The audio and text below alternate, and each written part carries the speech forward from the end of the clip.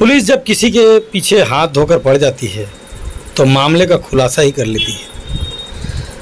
वैसा ही मामला 12 घंटे के अंदर लूट के मामले का खुलासा करते हुए राजनांदगांव पुलिस ने एक बड़ी कामयाबी अपने हाथ लगी, जिन्होंने स्पष्ट देखा कि आवेदक किस तरह से पुलिस को गुमराह कर रही है। आवेदक के इशारे पर आवेदक की बातों को ध्यान रखते हुए पुलिस आवेदक के पीछे पड़ते ही आज 14 लाख लूट का मामला 12 घंटे में ही सुलझ कर रह गया और आरोपियों के साथ को प्रेस के सामने प्रस्तुत कर आरोपियों को जेल के तहखाने तक पहुंचाने में कामयाबी मिली। आज राजनांदगांव पुलिस वास्तविक रूप से काम में निर्भर लगती है।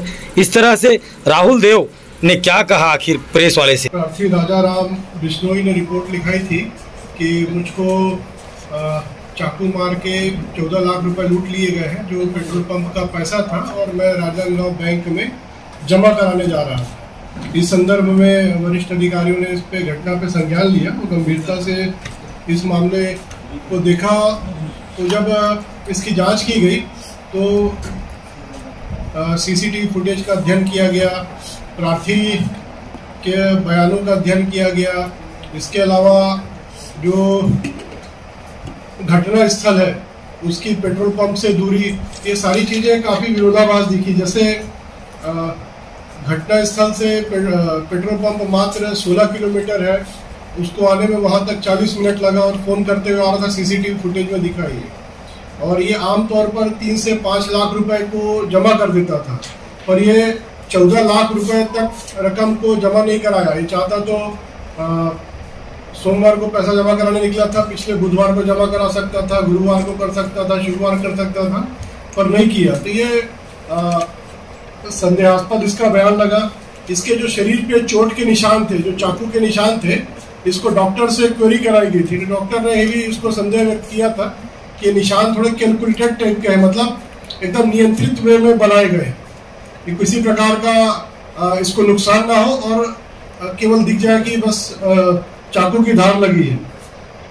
प्रार्थी का पुराना रिकॉर्ड निकाला गया तो वो भी बहुत अच्छा नहीं लगा। बिजनेस में लॉस रहा है और लोगों से उधारी ये करता रहा है, रमी का शौकीन रहा है, सट्टेबाजी का शौकीन रहा है।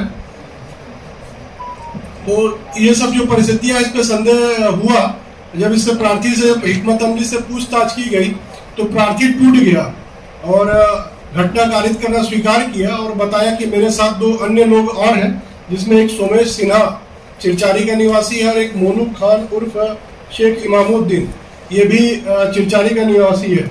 इसने सोमेश सिन्हा को इसलिए लिया क्योंकि उसके पास कार है। सोमेश सिन्हा आर्थिक रूप से संपन्न है, बहुत ज़्यादा उसको पैसे की जरूरत नहीं, पर इसने उसको बरगलाया और इसकी कार का उपयोग किया। और ये मोनू खान, जो कि मुर्गा कटिंग के व्यवसाय से जुड़ा हुआ है, इसको चाकू मारने के लिए इसने उपयोग किया ताकि शरीर में नियंत्रित वे में चाकू लगे इसको। इस तरीके से इसने घटना कारित किया और घटना दिनांक को ये हमको ब्रेजा कार बताया, जबकि फुटेज में ब्रेजा कार जैसी कार दिख नहीं रही थी। तो हमको प्रथम दृष्टया शक हुआ। फिर सोमेश सिन्हा और मोनू दोनों का साथ रख लिया और सोमेश सिन्हा की कार में ही लोग घटना स्थल पे बुलवाया वहां पर, और उसकी कार में बैठ के चाकू से आराम से मोनू से इसको धार लगवाया, काटवाया अपने हाथ पे। बल्कि आरोपी इतना शातिर था कि बोलता पेट में भी लगा दे, पर ये लोग डर गए, पेट में नहीं चाकू लगाए कि इसके लिए प्राणघातक हो सकता है। तो इस तरीके से इन्होंने घटना को कारित किया। उसके बाद बैग ये सोमेश खान लेके चला गया और प्रार्थी वहां थोड़ी देर रुका रहा। फिर उसने फोन करके इसको एक झूठी रिपोर्ट हमको दर्ज कराई।